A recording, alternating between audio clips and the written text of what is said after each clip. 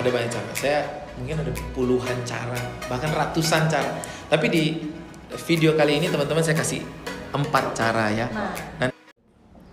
Halo, assalamualaikum teman-teman barber se-Indonesia. Ketemu lagi di channel Bunda Riani Azahra.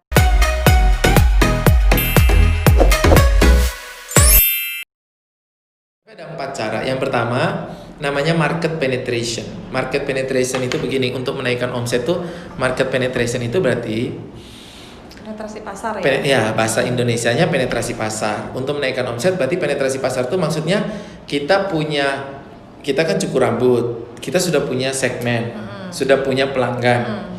Nah, penetrasi pasar adalah ya kita ngubungi lagi pelanggan-pelanggan yang ada supaya mereka balik. Intinya kita nggarap database yang kita sudah punya itu.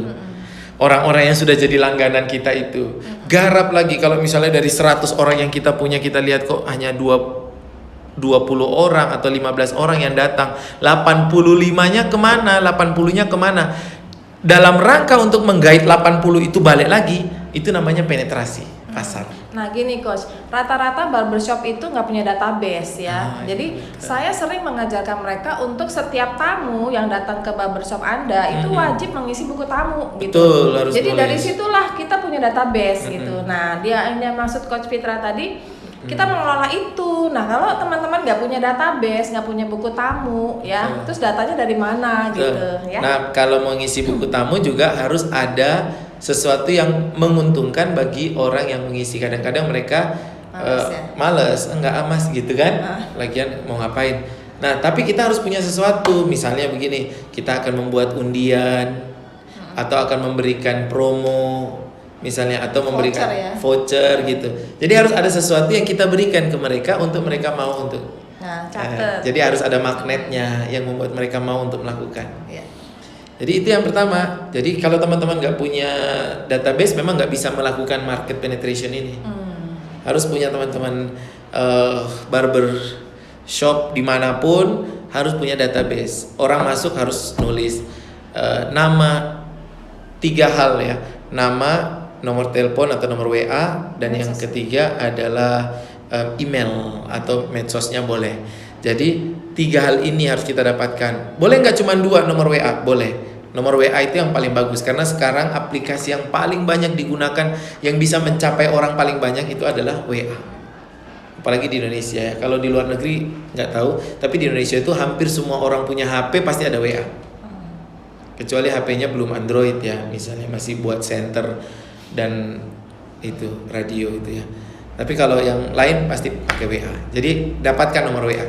Lalu kemudian hubungi mereka lagi. Hubungi mereka biar mereka mau datang gimana? Kasih voucher, kasih diskon, kasih program, bikin program. Nanti margin kita turun dong. Nggak apa-apa, marginnya turun tapi volumenya membesar. Jadi laba kita nanti membanyak. Jadi laba itu tidak dihitung per orang. Kalau dihitung per orang itu namanya margin. Kalau dihitung laba itu dihitung per bulan. Ya, yang kedua gimana? Oke, sekarang yang kedua. Jadi yang pertama tadi market penetration, menaikkan omset kan. Yang kedua namanya market development. Market development itu dengan cara begini, berarti kita mengembangkan pasar. Kita berkembang ke pasar-pasar baru, market-market baru yang belum pernah sama kita sama sekali. Caranya gimana? Misalnya kita datang ke kantor-kantor untuk menawarkan kerjasama, atau datang ke mana lah, hotel-hotel, rumah sakit menawarkan jadi mereka tidak perlu harus ke sana. Jadi kita punya jadwal, misalnya hari Senin rumah sakit ini, hari Selasa rumah sakit itu, dan kita pasti ditolak kok ketika kita menawarkan, pasti ditolak. Dan tidak mungkin tidak mungkin semua diterima, itu nggak mungkin, pasti ditolak. Tapi itulah kita namanya orang dagang, namanya orang jualan, kita nikmatin itu. Tapi kita harus punya tuh setiap hari, mungkin Senin di kantor ini, Selasa di kantor. Develop market. Atau bisa jadi develop market itu kita turun ke market yang di bawah, mungkin ke anak-anak, kita bikin kayak odong-odong biasanya ya, berhenti di sebuah gang, lalu anak-anak kecil pada naik. Nah, bisa jadi kita seperti odong-odong. bawa alat cukur, taruh, berhenti di sebuah desa, anak-anak kecil semua pada itu bisa jadi itu namanya market development. Ya ini hal-hal baru. Memang kalau di masa-masa krisis kita harus mempelajari skill-skill baru. Berarti kan kita harus manggil-manggil orang, harus melakukan hal baru. Iya, kita nggak bakalan bisa selamat dari krisis ekonomi kita kalau kita nggak mau untuk membuka diri untuk belajar hal baru, melakukan hal baru, membuka channel-channel baru, ketemu orang-orang baru, itu nggak mungkin selamat. Adaptasi lah ya. Harus beradaptasi. Dan manusia itu makhluk yang paling bisa beradaptasi. Saya pernah bikin namanya teori kakus. Teori kakus tuh kalau teman-teman semuanya masuk ke toilet umum, ke kakus umum, ya. Kakus umum misalnya di SPBU atau di masjid, pas misalnya kita mau masuk, pas ada orang di dalam, orangnya baru keluar terus kita masuk. Aduh itu pasti aromanya gimana gitu ya, pengap gitu ya, nggak enak gitu. Tapi setelah kita masuk, mungkin dalam hitungan nggak sampai 1 menit, itu aromanya serasa, seakan-akan sudah nggak ada lagi, seakan-akan sudah hilang lagi. Apakah benar aromanya hilang? Tidak, aromanya tidak hilang, tapi hidung kita beradaptasi, menyesuaikan diri. Artinya kita tuh punya kemampuan untuk beradaptasi dengan semua kondisi keadaan yang ada. Yang penting kita mau membuka diri apa enggak. Karena kebanyakan orang dia nggak mau belajar, nggak mau membuka diri, dia bilang aduh susah, sudah memblok mentalnya.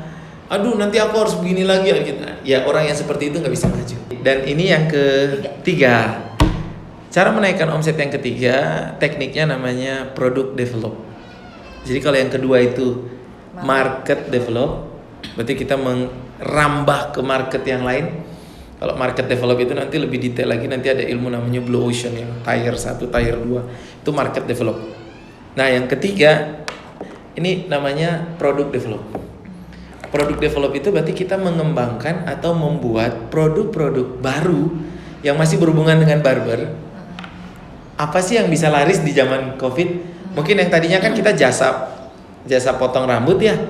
Ada nggak misalnya pomade atau apa produk baru apa gitu yang bisa masih berhubungan dengan barbershop? Mungkin kalau di masa ada nggak coba? Produknya itu berupa jasa ya kan, jasanya misalkan layanan ke rumah bisa jadi betul. Jadi produknya ditambah, tidak hanya mungkin tapi untuk pijat juga misalnya loh ya. Barbershop ada nggak ya produknya lengkap, ini facial ya, totok wajah. Wah itu orang tuh mau facial juga kadang-kadang nggak mau ke salon kan di masa-masa COVID gini, misalnya dibuka di rumah tapi biayanya ditambah dikit. Bisa jadi gitu ya. Totok, ada totok juga ya? Ada, totok wajah. Totok itu bedanya sama akupuntur beda ya? Kalau akupuntur kan pakai alat ya di dalam, yang kalau totok kan pakai tangan aja. Pakai bambu. Pakai tangan. Pakai tangan, pakai bambu. Maskeran, cowok juga maskeran. Oh maskeran, gitu. Iya betul. Memang maskeran kan memang buat cowok ya? Hah? Memang buat cowok kan maskeran. Maskeran. Karena dia emas kan? Oh, bukan bakeran. Oke, itu yang ketiga teman-teman semuanya. Dan yang keempat, cara menaikkan omset namanya diversifikasi. Diversifikasi ini berarti kita benar-benar keluar dari barbershop. Jadi teman-teman nanti nggak jadi orang barberman lagi. Sekalian jualan sepatu. Iya, bisa jadi jualan sepatu, betul.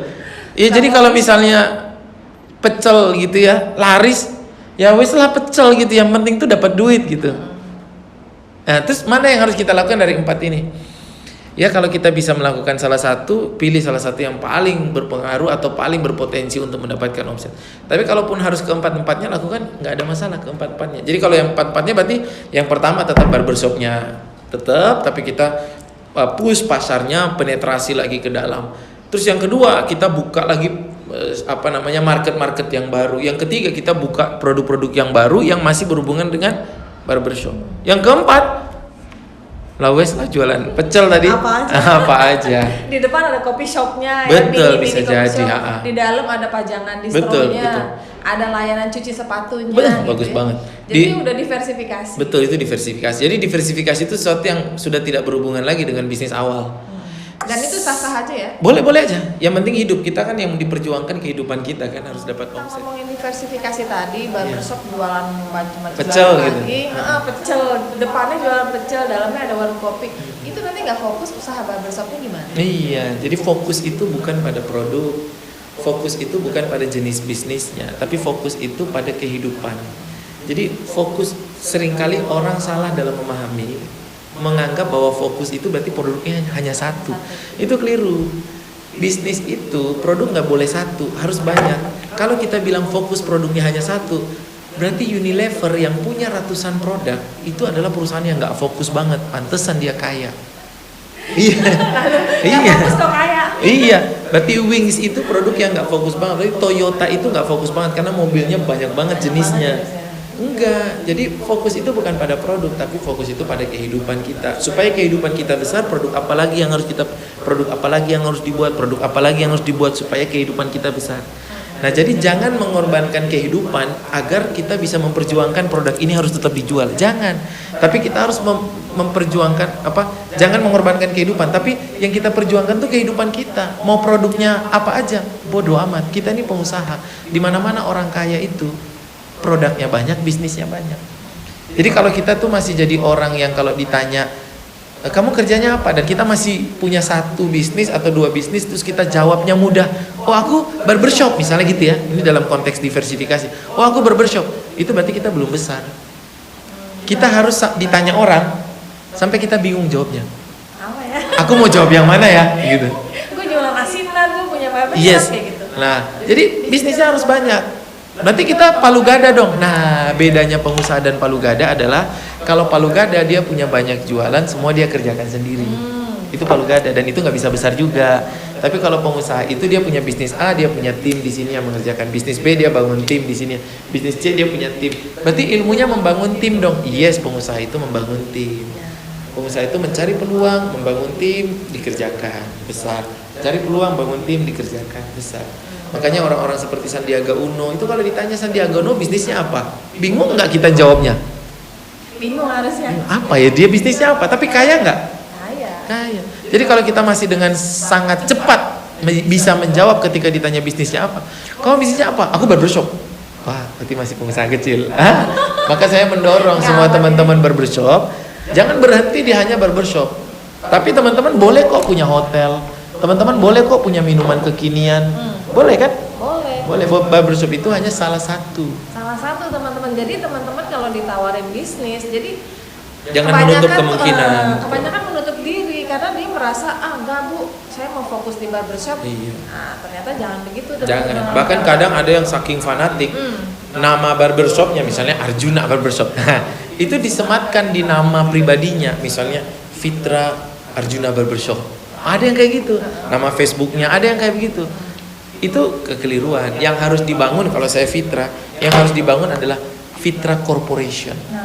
Di bawah corporation itu ada barbershop, ada minuman kekinian, ada penginapan, ada, karena saya corporation yang dibangun. Riani Enterprise. Oh, Riani Enterprise. Itu benar. Ya.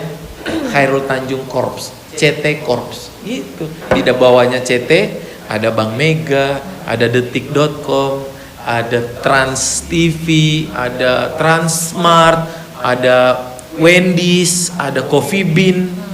Keren ya. Jadi kita nggak boleh bilang begini, aku barbershop, nggak boleh. Apalagi misalnya aku adalah produkku. Ada teman di sini di Boyolali, namanya Pak Joko. Dia jualan beras, panggilannya Joko Beras. Udah dia nggak bisa jualan yang lain lagi. Kasihan dong. Ketika ada peluang yang lain itu kayak seakan-akan mental block, udah ditutup.